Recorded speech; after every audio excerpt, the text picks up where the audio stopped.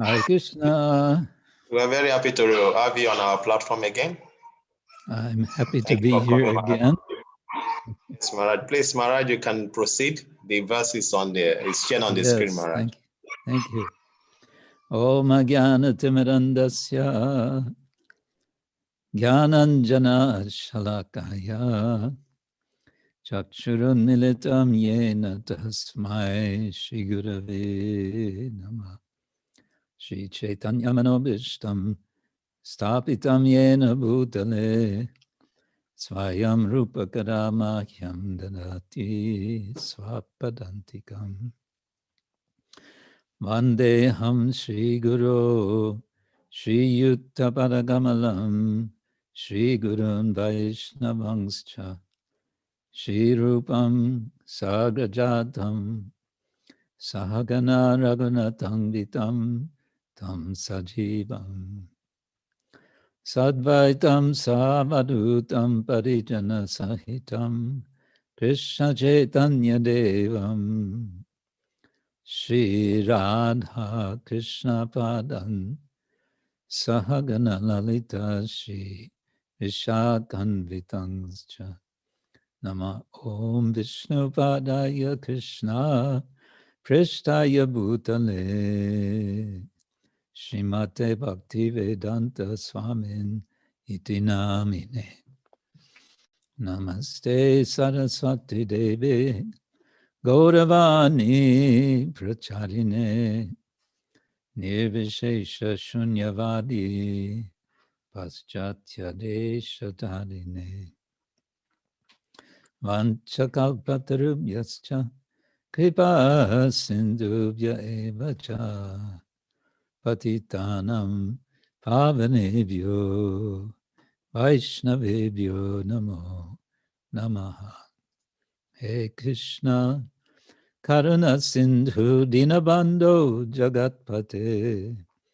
Gopesha Gopika Kanta Radha Kanta Namostute Tapta Kanchana Gorangi Radhe Vrindavaneshwari Rishabhanu Sute Devi Pranamami Hari Priya Jai Shri Krishna Chaitanya Prabhu Nityananda Shri Advaita Gadadhar Shri Vasari Gaura Bhaktarinda Hare Krishna Krishna Krishna Hare Hare Hare Rama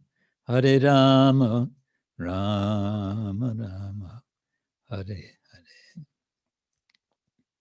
So welcome everyone. Normally we would be having this class in the morning according to the West African schedule, but I had to attend another meeting at that time. So kindly they've made this adjustment. I think the adjustment means not so many devotees of African Yatra are joining us, but maybe they will, some will listen to recording later. Yes, more devotees will join as you proceed. More devotees will join, Maharaj. Okay. So today we're reading Srimad-Bhagavatam, Canto 1, Chapter 5, verse number 37. This is Narada's instructions on Srimad-Bhagavatam. Om namo bhagavate Vāsudevāya.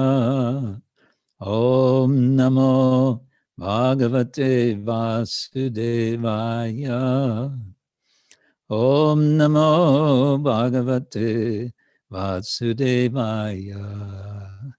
Narayanam namaskritya naram chaiva narottamam deving saraswating vyasam tato jayamudiraye nashta prayeshvabhadreshu nityam bhagavata sevaya bhagavati uttamashloke bhaktir bhavati naishtiki.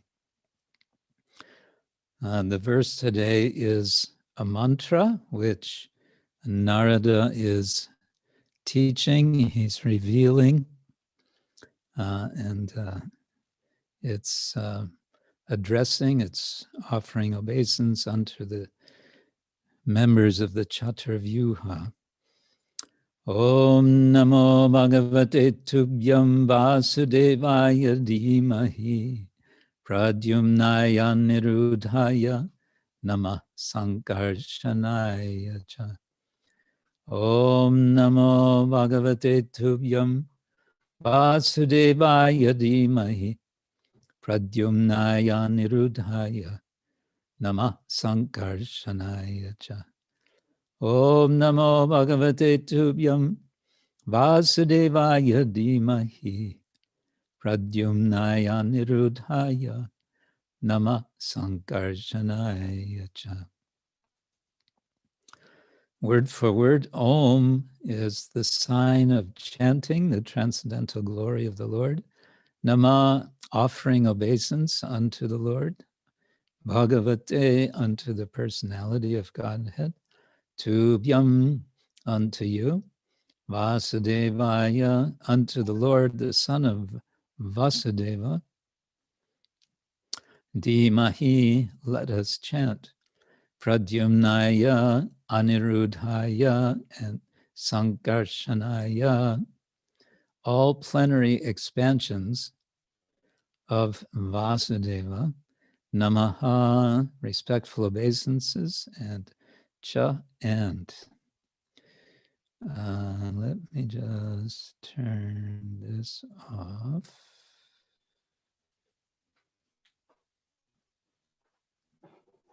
Excuse me. Okay. Translation and purport by His Divine Grace, A.C. Bhaktivedanta Swami, Srila Prabhupada Ki Jai. Translation, let us all chant the glories of Vasudeva along with his plenary expansions, Pradyumna, Aniruddha, and Saṅkarṣaṇa. Purport, according to Pancharatra, Narayana is the primeval cause of all expansions of Godhead. These are Vasudeva, Saṅkarṣaṇa, Pradyumna, and Aniruddha. Vasudeva and Saṅkarṣaṇa are on the middle, left, and right. Pradyumna is on the right of Saṅkarṣaṇa, and Aniruddha is on the left of Vasudeva. And thus, the four deities are situated. They are known as the four aides de camp of Lord Sri Krishna. This is a Vedic hymn or mantra beginning with Omkara Pranava, and thus the mantra is established by the transcendental chanting process, namely Om Namo, dhīmahi, etc. The purport is that any transaction, either in the field of fruitive work or in empiric philosophy, which is not ultimately aimed at transcendental realization of the Supreme Lord, is considered to be useless. Narada Ji has therefore explained the nature of unalloyed devotional service by his personal experience in the development of intimacy between the Lord and the living entity by a gradual process of progressive devotional activities. Such a progressive march of transcendental devotion for the Lord culminates in the attainment of loving service of the Lord, which is called prema in different transcendental variegatedness, called rasas, tastes. Such devotional service is also executed in mixed forms, namely mixed with fruitive work or empiric philosophical speculations. Now, the question which was raised by the great sage, by the great rishis headed by Shonaka, regarding the confidential part of Suta's achievement through the spiritual master, is explained herein by the chanting of this hymn consisting of 33 letters. And this mantra is addressed to the four deities, or the Lord with his plenary expansions. The central figure is Lord Sri Krishna, because the plenary portions are his aides de camp. The most confidential part of the instruction is that one should always chant and remember the glories of the Lord Sri Krishna, the Supreme Personality of Godhead, along with his different plenary portions expanded as Vāsudeva, saṅkarṣaṇa, pradyumna, and aniruddhāya. These expansions are the original deities for all other truths, namely either Vishnu Tattva or Shakti Tattvas. And so ends Srila Prabhupada's purport to this verse. Mukam karoti vachalam pangum langayate girim yat kripa tamaham vande Shri Gurung Dinataranam. Let us all chant the glories of Vasudeva along with his plenary expansions, Pradyumna, Aniruddha, and saṅkarṣaṇa. This is spoken by Sri Narada, and he is speaking to Sri Vyasa. He is inspiring Vyasa to take up the literary task of glorifying Lord Sri Krishna, to turn his attention from the preoccupations which he had in the composition of the Mahabharata, basically Dharma, Artha, Kama, and Moksha, and to turn himself entirely to the service of the Lord and glorification of the Lord. And for this purpose, he is giving a variety of instructions, which in this part, we can say is focused specifically on abhideya, on the practice of devotion of bhakti. It's significant that we are hearing these instructions from Narada, and I would say it's very telling that he gives this specific instruction to worship the Chaturvyuha. What I mean to say with this is that Narada is the paradigmatic teacher of that system which comes to be called Pancharatra. Often, Srila Prabhupada, when referring to Pancharatra teachings, refers to Narada Pancharatra. And I believe there's a bit of a confusion here because there is some text which someone has translated and published called with this title, Narada Pancharatra. Unfortunately, this is not classical Pancharatra. This is a much later work from one scholarly estimate. It's from the 16th century, possibly from around the time of Lord Chaitanya or later. But Narada Pancharatra is a general generic term. There are many works that go into this category of Pancharatra, and one of them is, for example, called the Jayakya Samhita, and the Jayakya Samhita is instructed by Narada. There's the Padma Samhita, there's the Ahirbhutnya Samhita. In theory, there are some 108 texts, and scholars have managed to find, I think it's about 70 of those, 70 over the last few decades. But it's interesting that Narada is here speaking in a sort of Pancharatra mode, we can say. For one thing, it shows us that the Bhagavatam, the comprehensiveness of the Bhagavatam is such that it includes Pancharatra teachings. Now, you may ask, how do we know that this is Pancharatra that he's teaching? As Srila Prabhupada is indicating in the purport,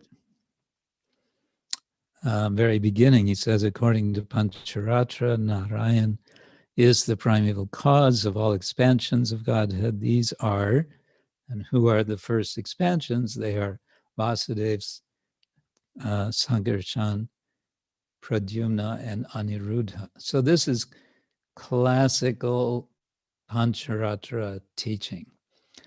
This is a kind of step one in the, you can say, cosmology of Pancharatra, because Pancharatra, we usually associate it with deity worship. We hear that you want to learn how to worship Krishna in his deity form, go to the Pancharatra. Yes, that's true. But first, the Pancharatra literature wants us to understand how it's possible to worship the Lord in the deity form. And to do that, the Pancharatra literature has, some of the texts have very extensive, very detailed, very elaborate, and sometimes very complex explanations of how the Supreme Lord, usually referred to as Narayana, as is mentioned here, how he connects with this world, because Narayana is entirely transcendental. Here we are in this world of matter. So how is the connection made? So it's made through expansions and, of course, descents or avatars. And ultimately then, the connection is made through the Archa Vigraha, the Archa avatar. And the Archa avatar becomes the most accessible form of the Lord in this world. Accessible anytime we go into the temple or the home, go to the home altar. Anytime we remember the deity's form, many ways that we connect with the Lord in his deity form. So this is Narada, one of Narada's tasks. And another point which relates to all of this, which is not explicit either, it's not explicit in the Bhagavatam, but it's very much suggested, and I think it's appropriate to say. The Pancharatra is, as a whole, it is that literature which connects people of all backgrounds to the Vedic teaching. Prabhupada mentions here in the purport that this is a Vedic mantra. Why does he say it's Vedic? Because it begins with the syllable Om. this identifies it as Vedic. Well, some people will say, oh, but Pancharatra is not Veda. Well, that's a matter of debate.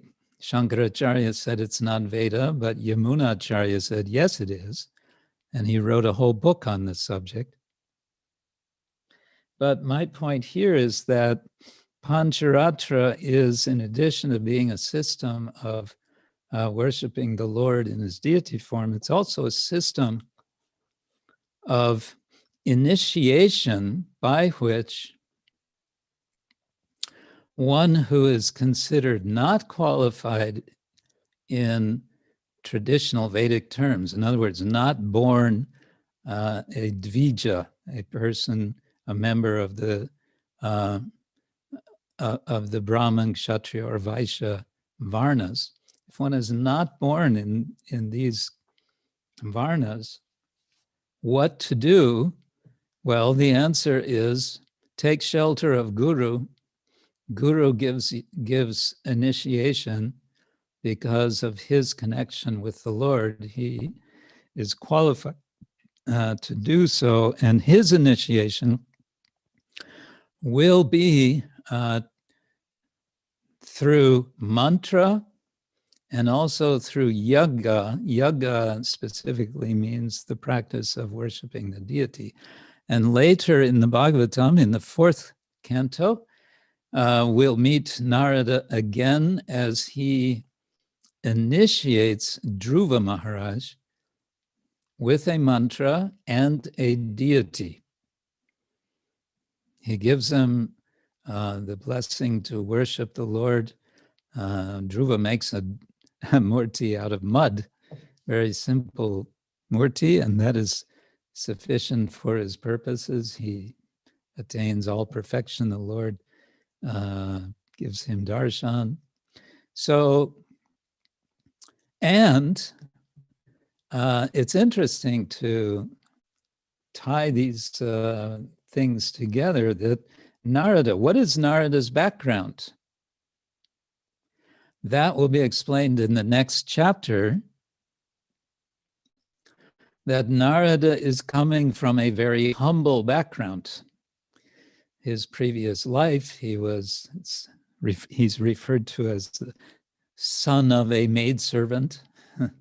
And that can be taken in the general sense that he is coming from a humble background, not of the second of the twice born, but something else.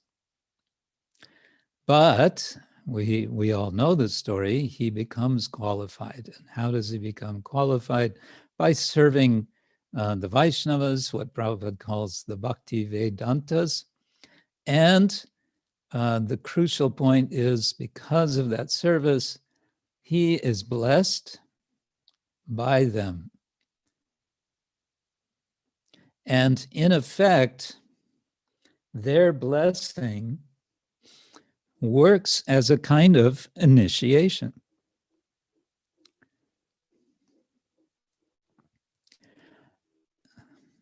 Now, let's jump back to where we are here with this discussion. It's Narada speaking to Vyasa. And I would suggest one possible way of thinking about this exchange, Prabhupada said, from all angles of vision. So what is Vyasa's background? Vyasa's background is actually a mixed birth, we can say, or so it appears.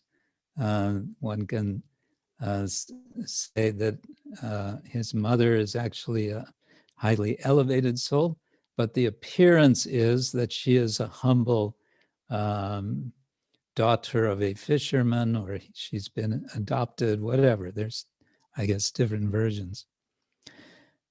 The point being that one may see this discussion as Narada also accepting Vyasa as disciple in the through the Pancharatra system, and that's made very explicit, I would say, through this verse. Om namo bhagavate tubhyam vāsudevāya dhīmahi pradyumnāyāniruddhāya namaḥ saṅkarṣaṇāya.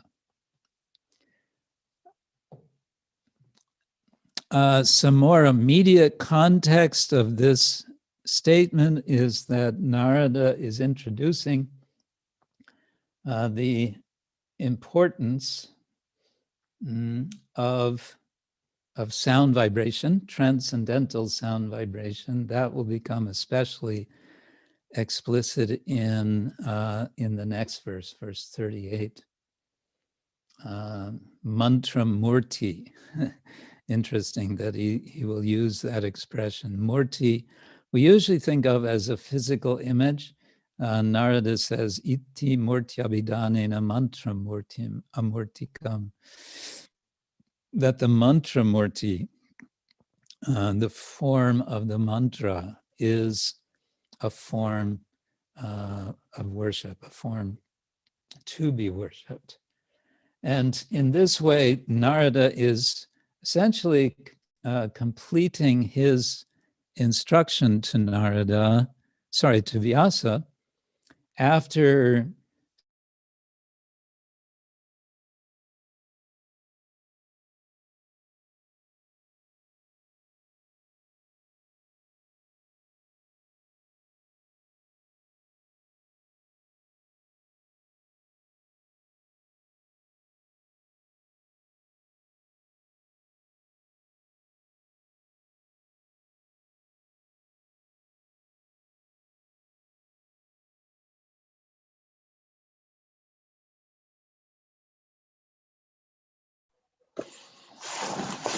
Hare Krishna, dear devotees, we're patient with Maharaj. I think there's some network challenge.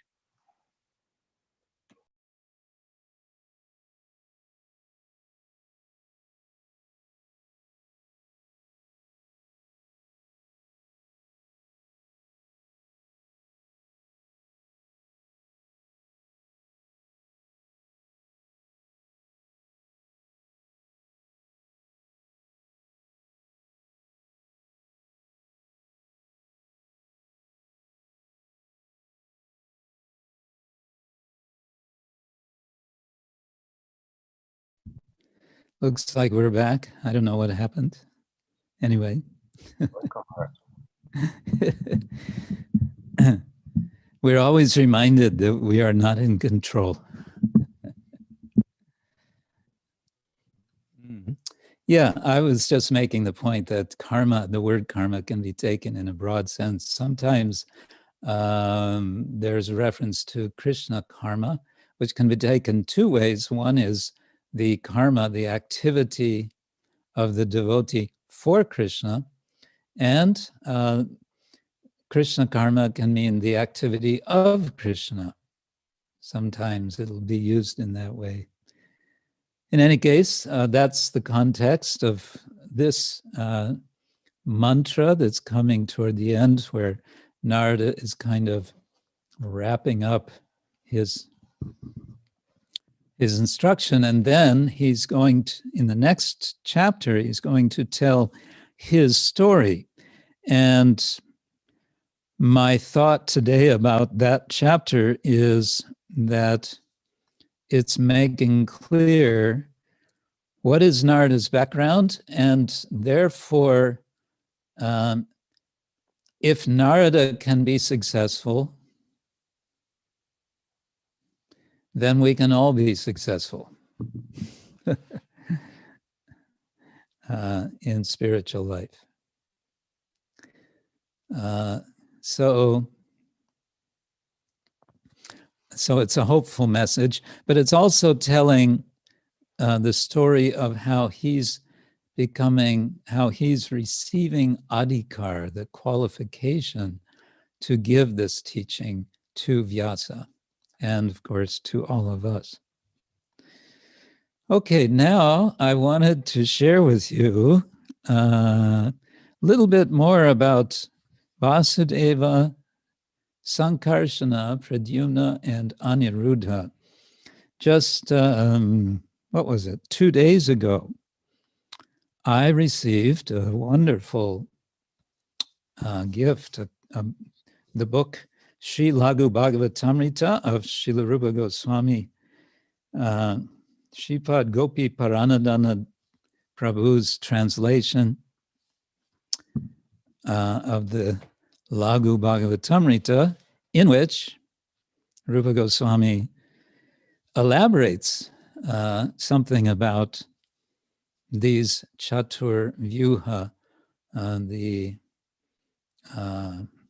you can say the phalanxes, the military divisions of Narayana and ultimately Krishna. So I'm reading now. This is part 1, chapter 5, and this is text number 166. I'll read the Sanskrit. Mahavasta kyaya kyatang yat vyuhanam chatushtayam tasyadyo yang tato pashyas chitte tat adidaivatam tata vishuddha sattvasya yas chadishtanam uchate.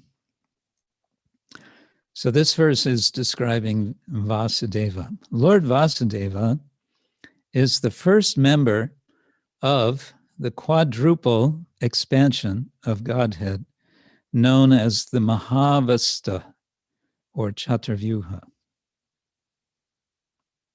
He is worshipped as the ruling deity of consciousness, Adidaivatam, situated in the heart, Chitte. He is also said to be the foundation of pure spiritual substance, Cha Adishtanam Uchate. Okay, so that's actually, its description of him started before this. I kind of skipped over, but I'll summarize. There's a longer verse, or 2 verses previous to this, in three verses, where it's mentioned that Vasudeva has an effulgence equal to that of countless newly risen suns. Sometimes, I found this interesting, sometimes he has a complexion like a new dark blue cloud, and sometimes he has a radiant golden complexion. Now, these descriptions of the Lord's form are very important in Pancharatra. One is directed to meditate on the form of the Lord, and in certain Pancharatra texts, one is supposed to, in some sense, identify with the Lord's form. Pancharatra also has a history, and some of it is more, we may say, impersonal, and then it becomes later more bhakti infused. But a common thread through it is the importance of mantra and the importance of meditating on the form of the Lord, which then is also identified as being present in the heart. And that's mentioned in this verse. The Lord Vasudeva is in the heart. Okay, then it goes on to say, Vasudeva's personal expansion is the Supreme Lord known as Sri Saṅkarṣaṇa. Saṅkarṣaṇa is considered the second member of the quadruple vyuha. He is also called Jiva, because he is the source from whom all jivas appear in this world. The commentary here says briefly that Saṅkarṣaṇa is a vilasa expansion of Vasudeva. There's an extensive purport in Chaitanya Charitamrita, in Adi Lila, maybe, chapter 5, a long purport in which Srila Prabhupada argues against the Advaitavadins who say that saṅkarṣaṇa is jiva because of such expression as we find here. But in this very short commentary from Gopi Paranadhana Prabhu, he says, Advaitavadis misunderstand his name jiva, impudently taking him to be a finite conditioned soul. The Lord, from whom all jivas expand, is not a jiva himself. So we can rest assured of that. Now, a little description of Lord Saṅkarṣaṇa in the next two verses. Lord Saṅkarṣaṇa's attractive effulgence surpasses the soothing rays of countless full autumn moons. He is worshipped as present within the false ego and is the indwelling controller of irreligion, of serpents, of death, Cupid's enemy, Shiva, and the opponents of the demigods. He is the destroyer of the universe, and he empowers Shesha with a part of his potency. So these are some intriguing aspects of Lord Saṅkarṣaṇa. We understand also, of course, that Saṅkarṣaṇa is Lord Balaram, or Balaram expands as Saṅkarṣaṇa, because that must be explained elsewhere by Rupa Goswami, that the original expansion from Lord Krishna is Balaram, Baladeva. So he's associated with the false ego, with irreligion, with serpents, death, Cupid's enemy, namely Shiva, and the opponents of the demigods. And he is identified as the destroyer of the universe.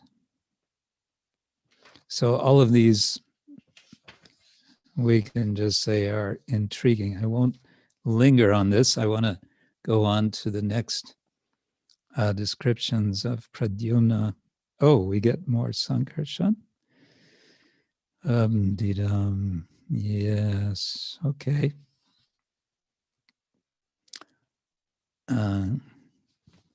Yeah. So we'll have more Saṅkarṣaṇa a bit, and no, this is going to focus on Pradyumna. From scripture, it is known. This is Rupa Goswami is taking the humble position. He says, I'm just reporting what is in scripture. From scripture, it is known that Lord Pradyumna, the third member of the Chaturvyuha, expands from Saṅkarṣaṇa. Intelligent persons worship him as present within the principle of intelligence. In Ilavrtavarsha, the goddess of fortune serves him and prays to him. He has a complexion like pure gold, or sometimes like a dark blue cloud. So again, like Vasudeva, who also had sometimes a dark blue cloud complexion or a golden complexion. He is the basis of universal creation, and he empowers Cupid with a part of his potency. So Saṅkarṣaṇa is identified with Shiva, who is the enemy of Cupid. Pradyumna is identified with Cupid as a part of his potency, becoming the inner controller of Brahma, of the universal progenitors of all persons affected by lust, and of Cupid himself. He carries out the process of creation. So Saṅkarṣaṇa is connected with destruction. Pradyumna is connected with creation. At this point, we might want to recall that Pradyumna appears in the Bhagavatam also as one of Lord Krishna's sons, as a son of Lord Krishna and Rukmini. And then Pradyumna's son is Aniruddha. Aniruddha appears as Lord Krishna's grandson. And this Aniruddha is mentioned in the next verses. The scripture reveres Aniruddha, the fourth member of the Chaturvyuha, as Pradyumna's expansion. The wise worship Lord Aniruddha as present within the principle of mind. His complexion resembles the color of a blue cloud. He is dedicated to protecting the universe, acting as the inner controller of the principles of religion, the manus, the demigods, and earthly kings. He sustains the creation. So it seems we have a tripart system here with respect to the universe, according to Srila Rupa Goswami, of creation by Pradyumna, destruction by Saṅkarṣaṇa, and maintenance by Aniruddha. And then Vasudeva is the source of all of them. So, yeah. Now, it just so happened, let's see, which one was this in?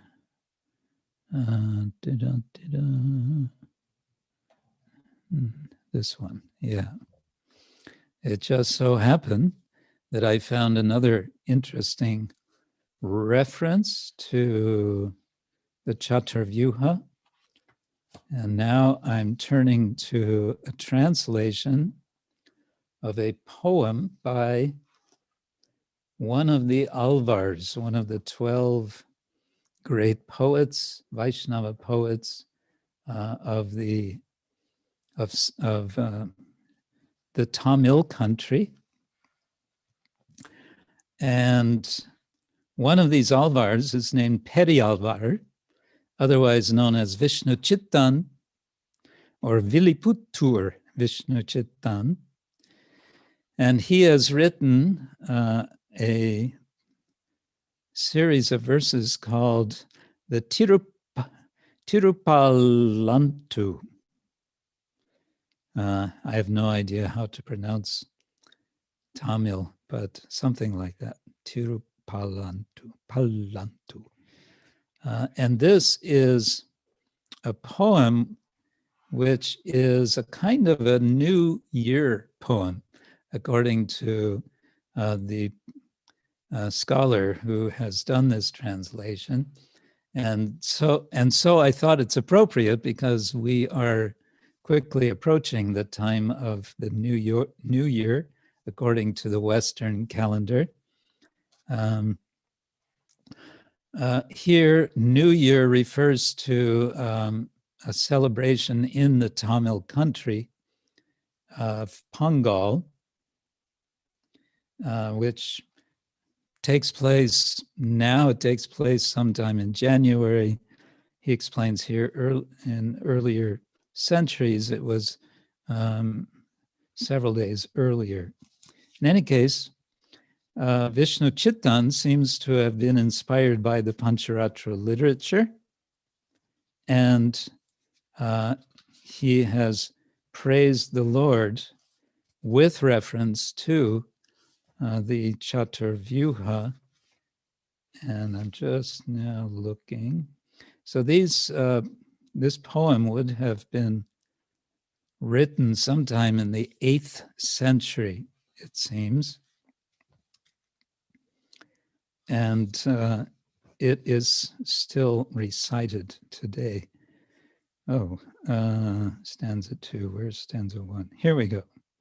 Stanza 1, it has 10 verses. We won't go through all of them, but the first verse is referring to Pradyumna.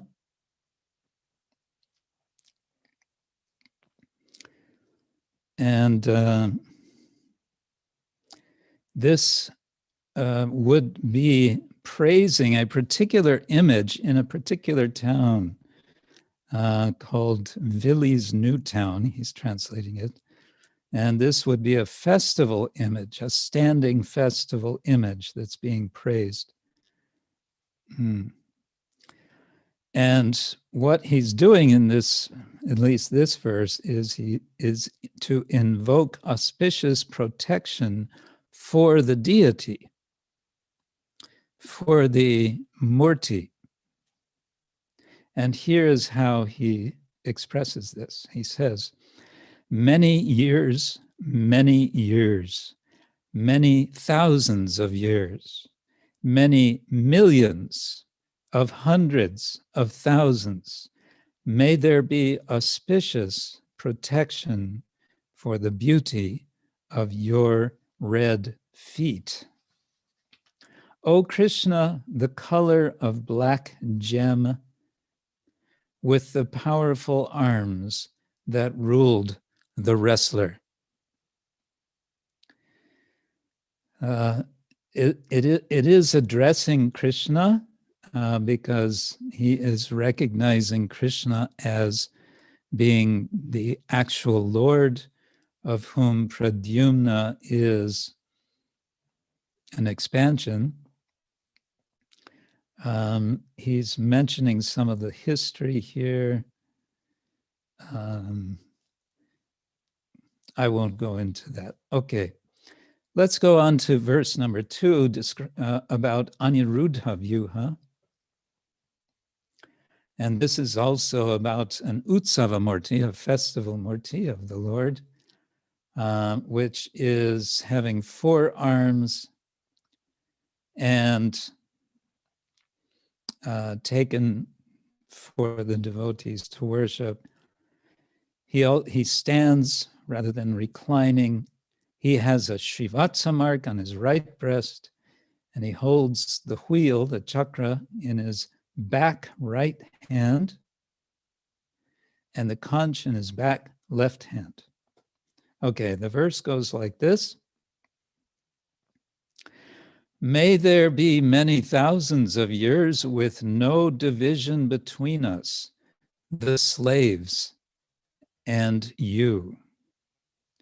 Many years to the young goddess dwelling on your powerful chest at the right when you take shape. Many years to the flaming wheel dwelling on your right side, flooding your form with light. And many years to that Panchajanya, the conch that thunders as the battle of armies begins. So it's interesting that the Panchajanya, the conch, actually the proper pronunciation in English, we always say conch, but it's actually conch. Anyway, conch, conch. Interesting that it's referred to here as thundering in the battle of armies, as the battle of armies begins. And here we may hear an echo of chapter 1 of Bhagavad Gita, when all the armies are arrayed on the battlefield, and they all blow their conchs, their conches, each of which has a name, including, of course, Panchajanya. So here, the Panchajanya is associated especially with Aniruddha. Then we have Vasudeva. I'll just read the poem. It says, if you are among those enslaved to the prosperous, come and bring soil and fragrance. But you, enslaved to the rotten, are not allowed entrance to our society of 7 male generations proclaiming without guilt, quote, many years, unquote, to the warrior whose army wastes the males of Lanka, where the prosperous are Rakshasas. So this is a kind of obscure verse. The scholar Dennis Hudson discusses who might be referred to as the rotten ones here.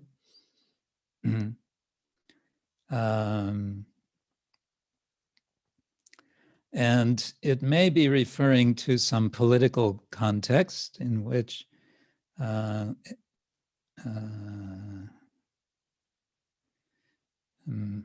particular king may have been defeated by the king who had sponsored these poems.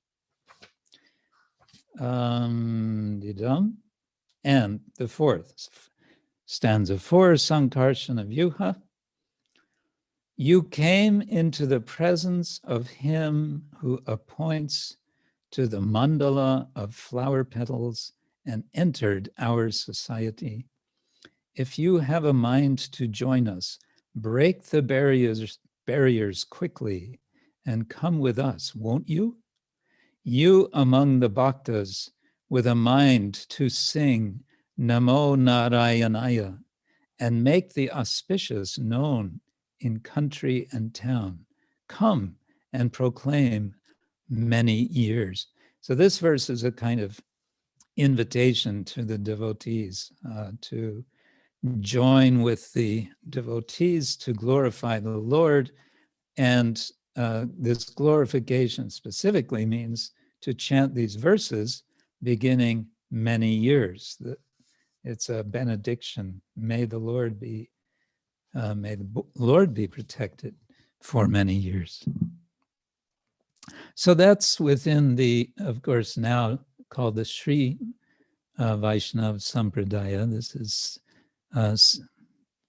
these verses would be chanted. They will be chanted in celebrations in certain temples in South India.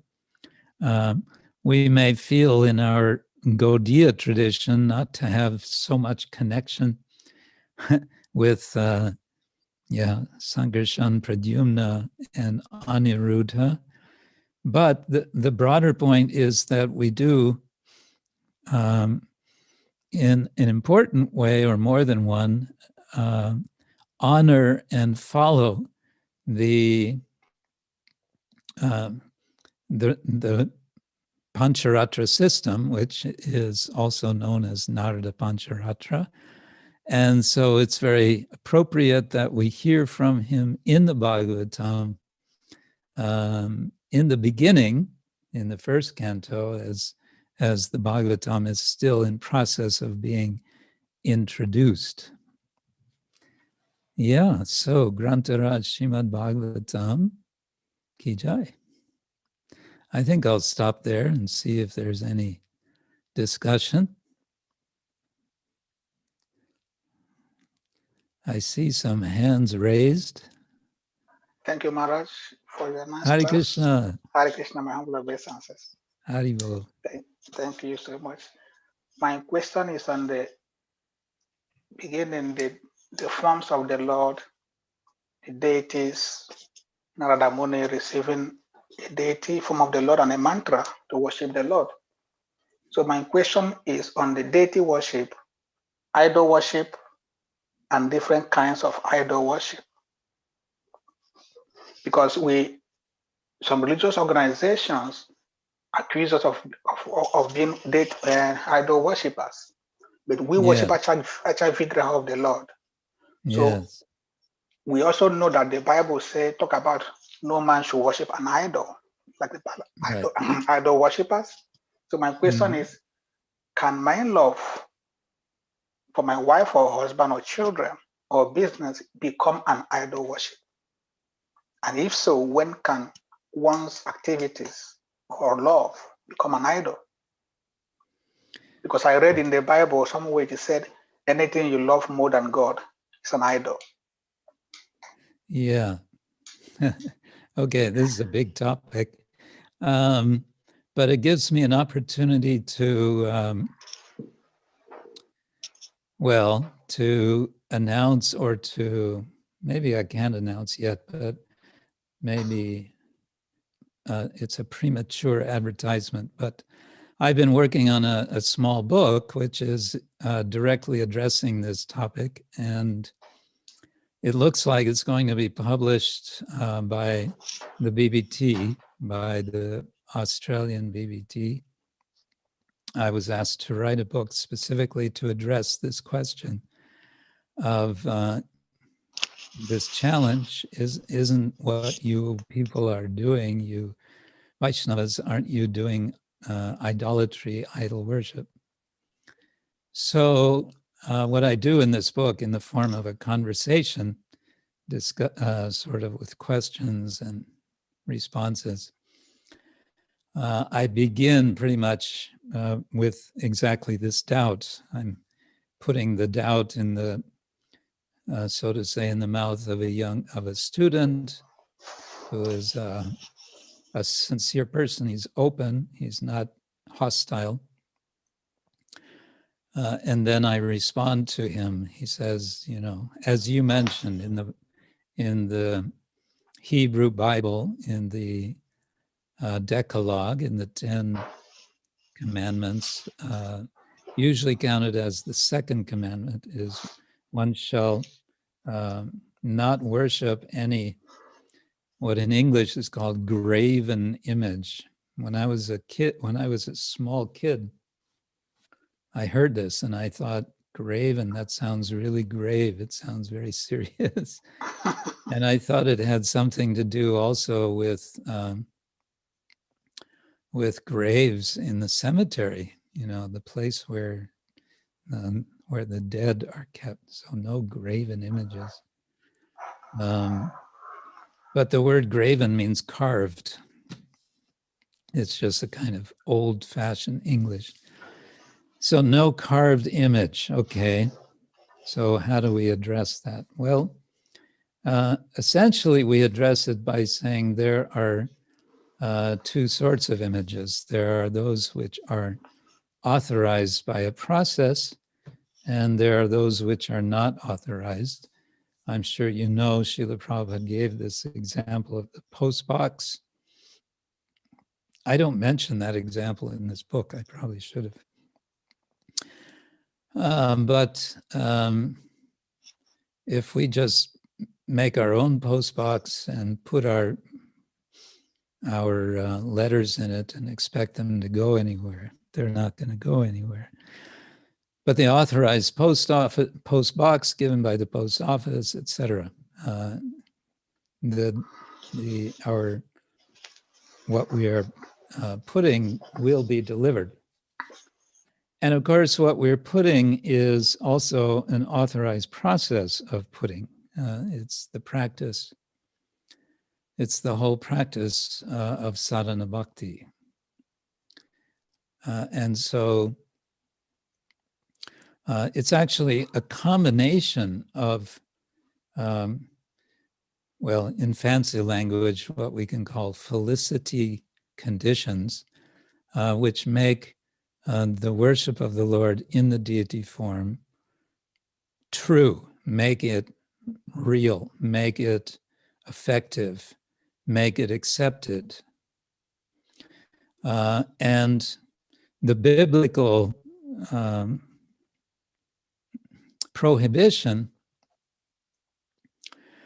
one way we have to understand it is that it is spoken in a context in which persons have no idea about how they might worship the Lord except by the accepting the commands that they receive. But a broader point, and I kind of discuss this in the book, is what is idolatry? Idolatry is, yes, it's worshiping anything less than God. That's true. And therefore, if a devotee of Vaishnava worships Krishna in the temple and thinks only my deity of Krishna is Krishna and does not recognize or appreciate, or at least theoretically understand that the Lord is present in the heart of every living being, what is that? Well, at best, it's called kanishta adhikar. We may say that's a generous understanding. So, but worshiping anything other than the Lord, that is idolatry. But another point is that not just the Bible, but the Abrahamic traditions in general, they're basically saying anything which we don't accept as worship of the Lord is idolatry. In other words, idolatry is anything that the other person does, the person that we don't like. And it's been said that the entire Hebrew Bible, a sort of thread which runs through the whole Hebrew Bible, is to put down the worship of other gods than Yahweh. In other words, everything else is idolatry. So somehow or other, that idea has persisted in such a way that people are not very open to try to understand how we might connect with the Lord through a proper process. Rishikena Rishikesha Sevanam Bhaktir Uchate. And that is, of course, what bhakti is all about. Anyway, that's a bigger subject, and the book is, I've been told to expect the book is going to come out this next year. When the next year, I don't know. It's just starting to go into some of the stages of production after the writing. Thank you, Maharaj, for your answer. Our next question is from Kavi Kanapu. Kavi Kanapu, please unmute yourself. Hare Krishna, Maharaj, thank you very much. Hare Krishna. Yes, Maharaj. So, Maharaj, in course of your lecture, you describe from the Lagu Bhagavatam of Rupa Goswami. Is it Rupa Goswami? I think, yeah. Yes. About the Shatuvyoha. And so from your explanation, I was gathering the points how the whole creation is all managed and controlled, created by the Shatuvyoha. And you mentioned how saṅkarṣaṇāya is the source of the jivas. So I've been thinking about this quite some time. Also from the reading of so many of our trial books and Srila Prabhupada books also. Although Srila Prabhupada did not talk so much about this point in his book about the origin of jiva. He mentioned that we are from the spiritual world. And also, if you read from Nectar of Instruction, it is mentioned that the jiva is a tatastha shakti, which is marginal energy. And tatastha shakti means marginal. Be marginal means be marginal, and we have other associates of Krishna who are internal Shakti, like Srimati Radharani and all our expansions, which make the Jiva here different from internal associate of Krishna. And the Tatasa Shakti means they can either be here or there. So when you were talking about this, the Jivas coming from Saṅkarṣaṇa, it make it more clearer to me that in actuality we are all from the Tatasa, that is the expansion of Krishna, which is the Mahavishnu, or we call it tubhyam. So, but we may have the chance of going to the spiritual world because we are Tatasa. So I don't know. Yeah. I want you to clear this point more and more, because sometimes maybe sometime we may want as a proud living entity, we may not want to take our actual position. That there are some other servants of Krishna that are internal Shakti, are eternally with Krishna, but some are Tatasta, which they can be given their free will. They can misuse it or surrender it to Krishna. So I want you to clear this point. I don't know, maybe you get my point, Maharaj. Well, it's your point is a species of a kind of persistent discussion that comes up among devotees, and some devotees get very excited about and very concerned that it's like this. No, it's like this. It's part of that, sort of interesting, for some people, interesting question of whether or not we have fallen from the spiritual world and so on. And what I find with all of these discussions, as you said, this illuminates that Jiva is somehow connected with or associated with saṅkarṣaṇa, suggesting spiritual identity. And I would put it like this: we are understanding reality, ultimate reality, and our own identity with a certain system of mapping provided for us, where the infinite energies of the Lord, and it's sometimes said the Lord has infinite energies, are divided into categories: internal, external, and marginal. And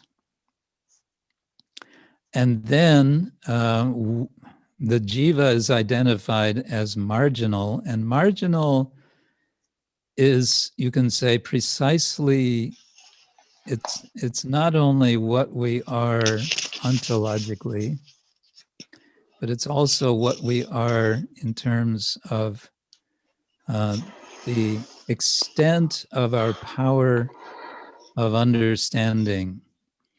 We are marginally able to understand this ultimate truth to a limited extent through teachings of sadhu, shastra, and guru. And the expansiveness of ultimate reality remains something beyond our reach, such that when we try to comprehend what we want to call our origin, we short circuit. And we start using terms like fallen, not fallen, higher, lower.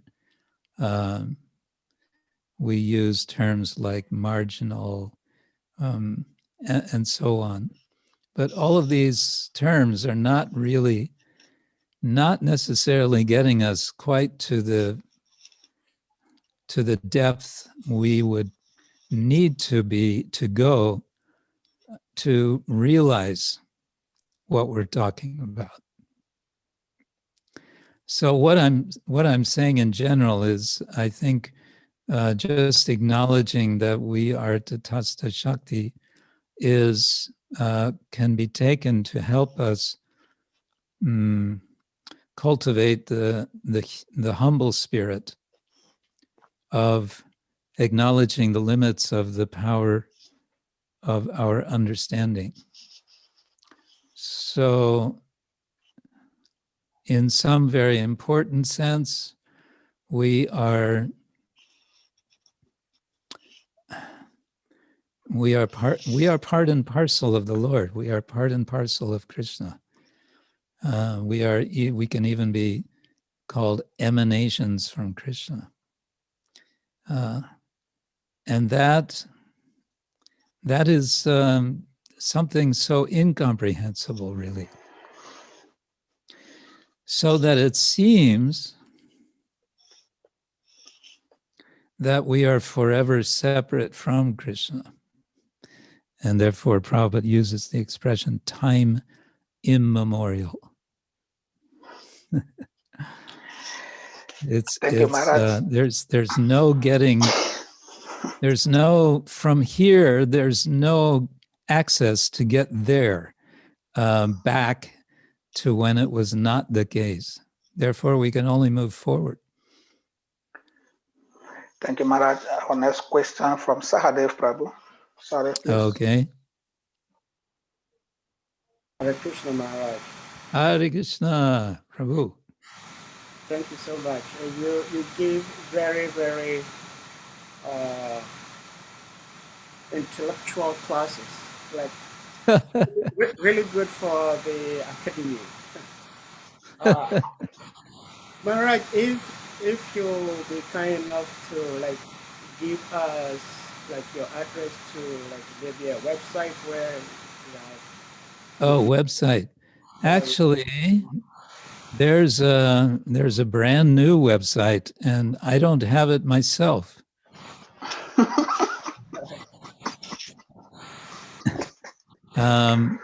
But we can arrange. Maybe I see Odarya Chandrika. Maybe you can organize that. And maybe I can also get, there's Dharma Gopta. Yeah, maybe you can get from Rasa Dadihari that link of that new. They've made a new website, which apparently is quite comprehensive. It has, all sorts of things. So. Thank you, Maharaj. So my question for this class, I see there are many devotees here, and I have a couple of questions, but I'll first ask, I think, the most relevant. That is, Prabhupada did mention about the Chatu River, but it looks like he started from the second incarnation, because according to the creation timetable, Krishna expanding to Balaram expanding to the Chatu River, and then from the Chatu River, Saṅkarṣaṇāya expands to Narayan, and then Narayan again expands to the Chatu River. So it looks like the Chatu River, the only manifestation that is directly playing a role in the creation is Saṅkarṣaṇāya. So my question is, what role do the other three of the Chatu River play in creation? That's my first question. What? Yeah, I think you are referring to the account given to Sanatana Goswami in Chaitanya Charitamrita, the account of expansions. So, yes, I remember. There's the initial expansion of Balaram, Baladev, Narayan, Chaturvyuha, it's a kind of double, and that is maybe, as you say, only saṅkarṣaṇa is referred to in connection with the world. On the other side, we just read from Lagu Bhagavatamrita that saṅkarṣaṇa, pradyumna, and aniruddha, all three of them are involved with creation. With pradyumna involved specifically in creation, aniruddha in maintenance, and saṅkarṣaṇa in destruction. So at this point, you may say, well, wait a second now, we're getting two different stories here. So which one is true? And I would say, don't worry about it. We may not get the whole picture in one single, description. The Pancharatra literature, there are several texts, and they don't all agree with each other on these details. But any one that you take, the point is that any one of these that you take can be a way of meditating on the Lord. It's a way of meditating on the form of the Lord and in the different expansions. So that's why the descriptions are there, because these are, they're like dhyana mantras. You worship the Lord with these forms, and it can be a very complex practice when it's done in its completely full format. But one account may be different from another account. Of course, there's another way of explaining, and that is, what is it called? Anyakalpa nyaya or something. That, okay, this is describing a different kalpa. It was in that creation, it was like this. In this creation, it's like that. That's also possible. But I can't tell you, I certainly can't say, well, Krishnadas Kaviraj actually didn't quite get it right because Rupa Goswami says like this. No. And Prabhupada says there can be disagreement among the acharyas, and that is not a problem. Thank you, Maharaj. My question is, can this aspect of the Lord's different expansions, which is difficult to understand, can they be considered as exoteric aspects of Krishna consciousness? Oh.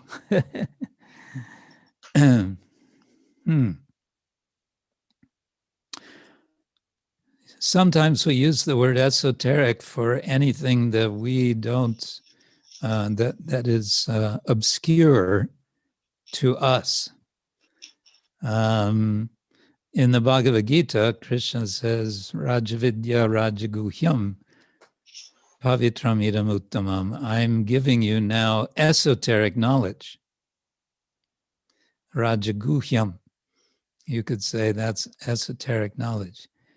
Jnanam paramaguhyam me tat vijnana samahitam sarahasyam tarad angang cha grihanagaritam maya. Lord Narayan tells Lord Brahma in 2nd Canto, Chapter 9, as he's introducing the Chatur Shloki Bhagavatam. Jnanam paramaguhyam me. I'm going to give you the highest guhya, the most esoteric. And what is that most esoteric? Aham evasam evagre nanyat yat sadasat param, etc. Paschadaham tareish etacha yo vishishyeta sosmyaham. So those 4 verses are describing esoteric knowledge. But yes, we may say, I would just say it's detailed knowledge. I've always wondered about this with respect to Chaitanya Charitamrita. Why do we get so much detail in those later chapters of Madhya Lila about the many expansions of the Lord, telling us, in which hands the Lord is holding which of the weapons, in which form, with which name. Well, the reason is because that can be a practice of meditation. One can sit down and go through each one of those forms and picture them in the mind. That's a form of meditation. So that's a possibility, and we can say it's esoteric to the extent it's obscure to us. Thank you. Next question again, we'll go back to Sahadev Prabhu. Second question. Sahadev on mute. Okay. Yeah, Hare Krishna Maharaj. I had asked this question before, and somehow, unfortunately, I didn't get an answer to it. And that is from Vedic arrangement of the astronomy. We know that the Earth is much closer to Earth than it is to the Moon. The Moon is rather farther away from Earth than the Sun. Uh-oh, I know where this is going.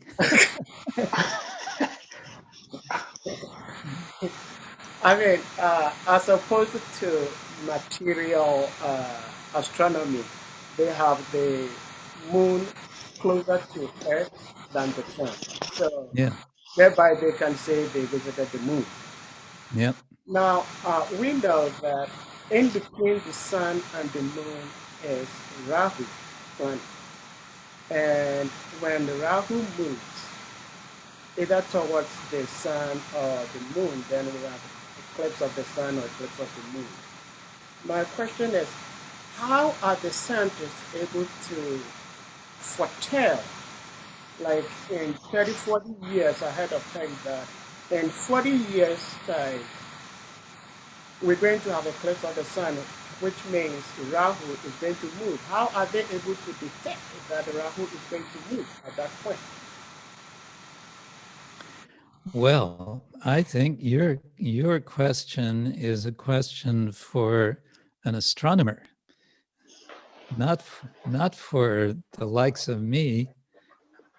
I never studied astronomer. I never even really understood how the moon phases are working. It's supposed to be shadow of the Earth, but to me it doesn't quite make sense. But yeah, I'm just really the wrong person for that. As far as moon being farther away than the sun, that's another one that's interesting. Sadaputta Prabhu suggested in one of his books that the fifth canto Bhagavatam may be describing the cosmos from the perspective of devas, of the demigods. And so it's going to be it's going to look different to them. That's about all I can say about that.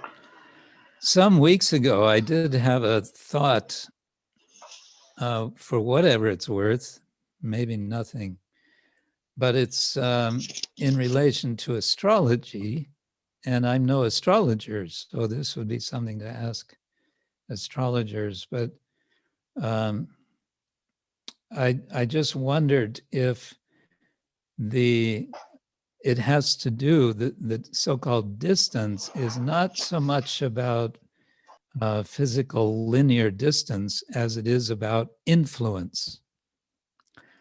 So the influence of the sun is stronger than the influence of the moon on people. Are there any astrologers in the house? Anyway, that was my thought, for what it's worth. Thank you, But Maharaj. see, this is my experience. If I give some lecture like this, Bhagavatam, and then, okay, questions, and then one question, next, and the further the questions go, the more I find I have to speculate.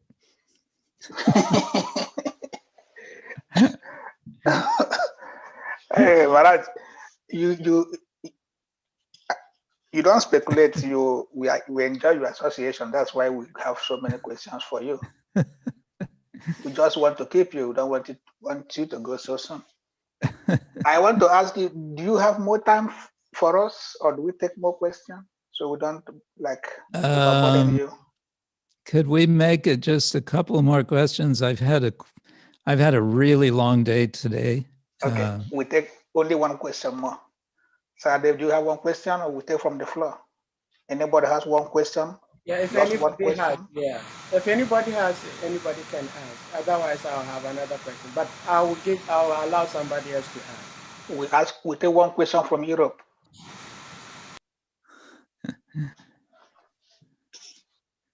Everyone's quiet in Europe. Maybe Maharaj, because this verse of today is deep, it's esoteric. Yeah. We don't understand too much. Okay, I have one more question. Well, I want to know, why is it that Prabhupada did not allow us to worship these first incarnations of the Lord, Pradyumna, Saṅkarṣaṇa, and Aniruddha? He only puts Jagannath, Krishna, or Chaitanya Mahaprabhu. Why are we not worshiping them also? Like in deity form in the altar, in the temple room? Oh, one could probably give a lot of reasons, but I think the main reason is because Srila Prabhupada wanted us to focus on the deities that he gave us, because this is specifically the way followers of Chaitanya Mahaprabhu worship. Mahaprabhu was living in Puri for 18 years, 12 years. He was very much absorbed in his own bhajan. And of course, we worship Gaur Nitai as worshipers of the Lord, as they're teaching us in the mood what it means to be a bhakta, what it means to be a devotee. And so we worship them. And Radha Krishna, because we're followers of Lord Chaitanya. And but interestingly enough, with deities, Prabhupada said we should worship Radha Krishna in the mood of Lakshmi Narayan. Then I think the more immediate question would be, why didn't Prabhupada just give us Lakshmi Narayan deities? Yes. Because we are worshiping Radha and Krishna, but how we're doing the worship is in a formal way, with vidhi instead of raga, because that's appropriate for especially public worship. Okay. And the more you think about it, the more you see that worshiping Radha Krishna with Gaur Nitai, with Jagannath, it's a complete picture. Everyone is there. There's no need for us to worship Vasudeva, Pradyumna, Saṅkarṣaṇa, Pradyumna, Aniruddha. They're included. Thank you, Maharaj, for your class and your time. We look forward thank for. you. I may ask you if you have time in January to come again from 15th upwards, because we already filled. We are filled up till 15th. Maybe if you have time, we can find a date for you where you are free. Well, thank you. I'm a bit busy this January because I'm teaching a course for Bhaktivedanta Research Center in India, and it's taking me a good amount of time, really. Plus, I'm teaching 2 weeks of MIHE, Bhakti Vedanta course. So for me, it would be better sometime from the middle of February. Okay. Thank you, Maharaj. Is that all right? Yes, Maharaj. Very auspicious. Thank you. We ask all devotees to kindly unmute yourselves and let's chant powerful Hare Krishna for Maharaj for comment. Hare Krishna, Hare Krishna, Krishna, Krishna,